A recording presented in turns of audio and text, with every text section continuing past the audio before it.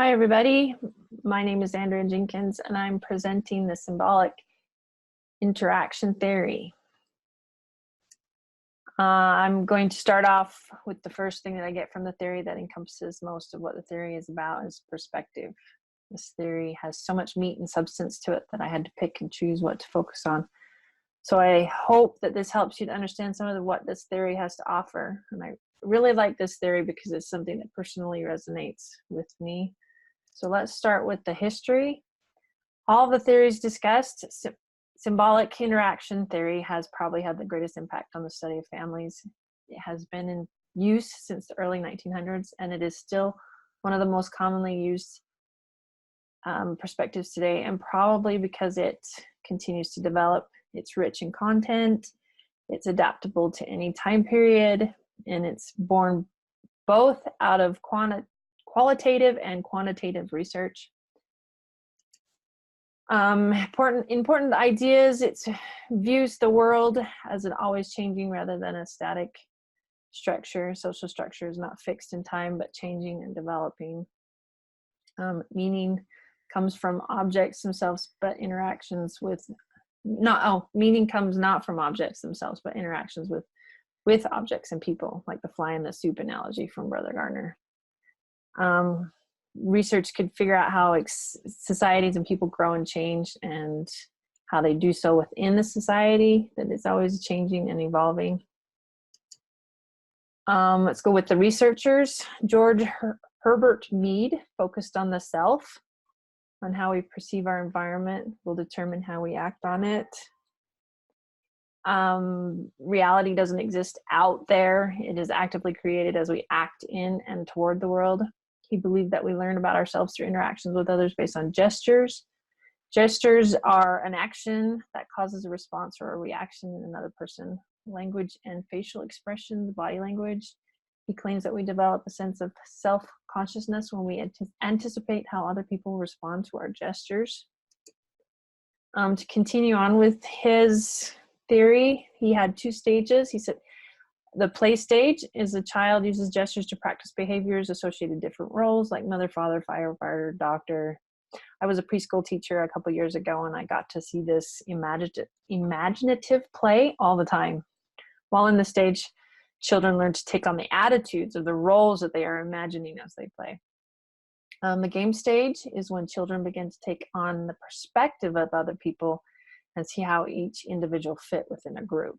So examples are childhood games, or I like basketball, so I'm going to use that as an example. You need to not only think about what you are doing, but what everyone else is doing too. You can use this in families, how each member of the family fits in the behavior of the interaction of each family member. And it involves empathizing with numerous other players and understanding where they are coming from. He continues on with his I and me. Self is not a thing, but a process based on constant movement between the I and the me. The I is our immediate reaction to situation. It is spontaneous, unpredictable, and unstable.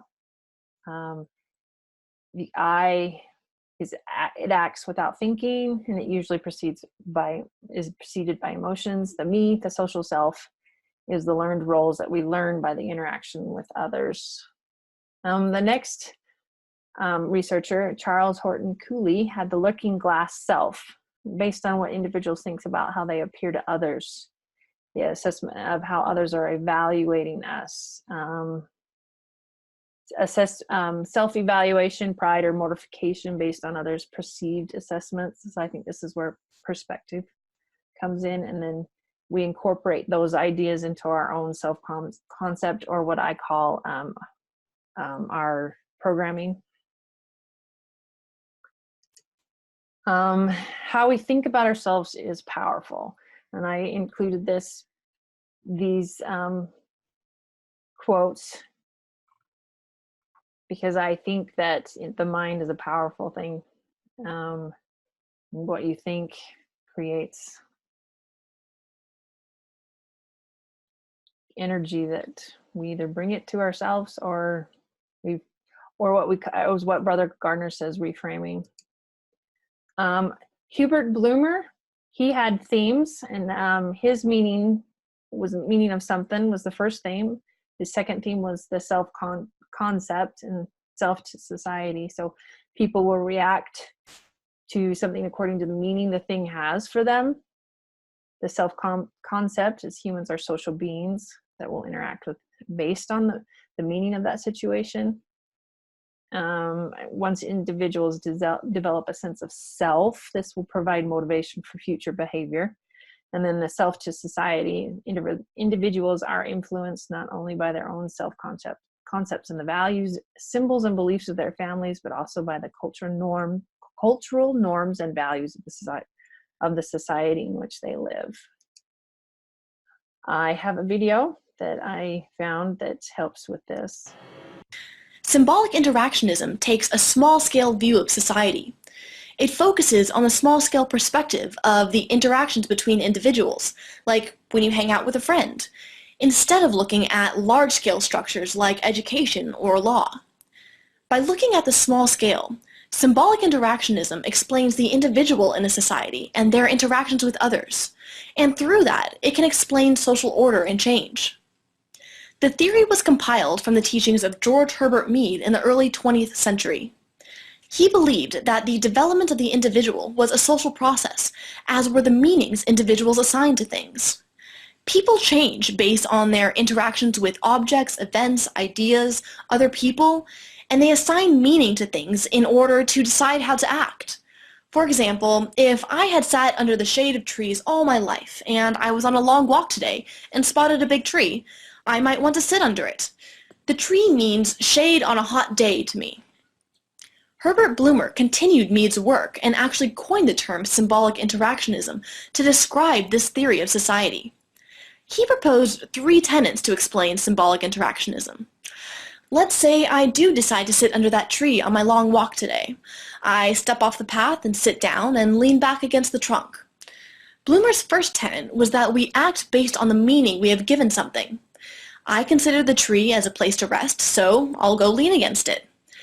As I'm sitting there, another person stops to warn me that all trees are infested with ants. Bloomer's second tenet was that we give meaning to things based on our social interactions. The same thing can have a different meaning for different people. For the person talking to me, the tree is a breeding ground for creepy crawlies, and they are going to avoid it. But I'm quite happy with my seat in the shade, and I haven't been bothered by any ants, so I'm content just to sit. We have different views of the tree, and so we act differently. As I'm sitting there talking to this lovely person, I feel something tickle my shoulder, and suddenly I jump up as something bites my back. Turns out the tree was infested with ants. Now that I have been bitten under a tree, I might not sit under the next one I find because it might also be infested with ants. Bloomer's third tenet was that the meaning we give something is not permanent. It can change due to everyday life.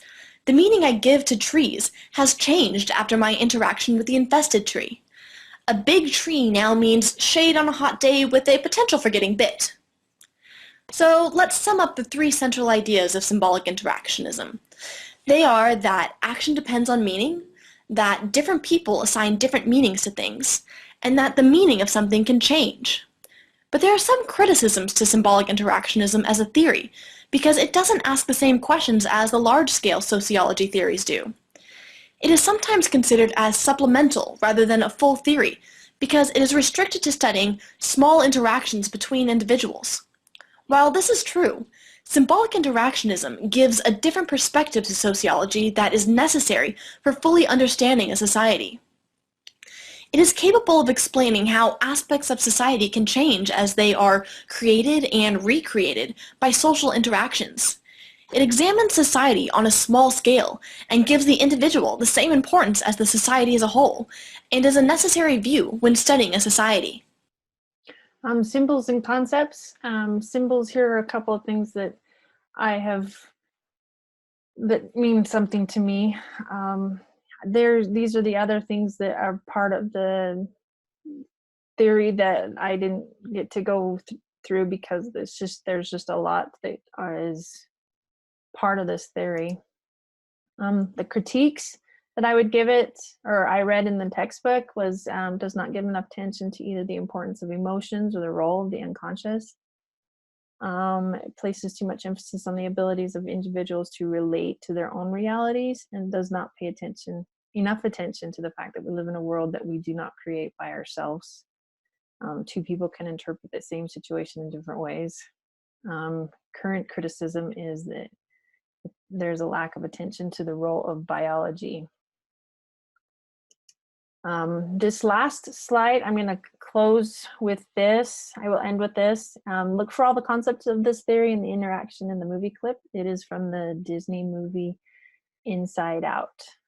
Thank you for your participation, and I hope that I have answered any questions, helped form opinions, and created questions. Well, thanks for watching. So, as it turns out, the green trash can is not recycling. It's for greens, like compost and eggshells. And the blue one is recycling. And the black one is... Riley is acting so weird. Why is she acting so weird? What do you expect? All the islands are down. Joy would know what to do. That's it. Until she gets back, we just do what Joy would do. Great idea. Anger, fear, disgust. How are we supposed to be happy? Hey, Riley, I've got good news. I found a junior hockey league right here in San Francisco, and get this, tryouts are tomorrow after school. What luck, right? Hockey? Uh-oh, what do we do? Guys, here, you pretend to be Joy. Won't it be great to be back out on the ice? Oh yeah, that sounds fantastic. What was that? That wasn't anything like Joy. Because I'm not Joy? Yeah, no kidding. Did you guys pick up on that? Sure did. Something's wrong. Should we ask her? Let's probe, but keep it subtle so she doesn't notice. So, how was the first day of school? She's probing us. I'm done. You pretend to be Joy. What? Okay, It was fine, I guess. I don't know. Oh, very smooth. That was just like Joy. Something is definitely going on. She's never acted like this before. What should we do? We're gonna find out what's happening, but we'll need support. Signal the husband. Ahem. With a nice pass over the reed, comes across that right. Uh-oh, she's looking at us. What did she say? What? Oh, sorry, sir. No one was listening. Is it garbage night? We left the toilet seat up. What? What is it, woman? What? He's making that stupid face again. I could strangle him right now. Signal him again. Ah, so, Riley, how was school? Are you kidding me? For this, we gave up that Brazilian helicopter pilot? Moo, I'll be Joy. School was great, all right? Riley, is everything okay? Sir, she just rolled her eyes at us. What is her deal? All right, make a show of force. I don't want to have to put the foot down. No, not the foot. Riley, I do not like this new attitude. Oh, I'll show you attitude, okay? No. Stay happy! What is your problem? Just leave me alone. Sir, reporting high levels of sass. Take it to DEFCON 2. You heard that, gentlemen? DEFCON 2. Listen, young lady, I don't know where this disrespectful attitude came from. You want a piece of this, Pops? Come and get it! Yeah, well... Here it comes. Prepare the foot. Keys to safety position. Ready to launch on your command, sir. Just shut up! Fire! That's it. Go to your room. Now. Foot is down. The foot is down. Good job, gentlemen. That could have been a disaster. Well, that was a disaster. Come, fly with me, Gachinha.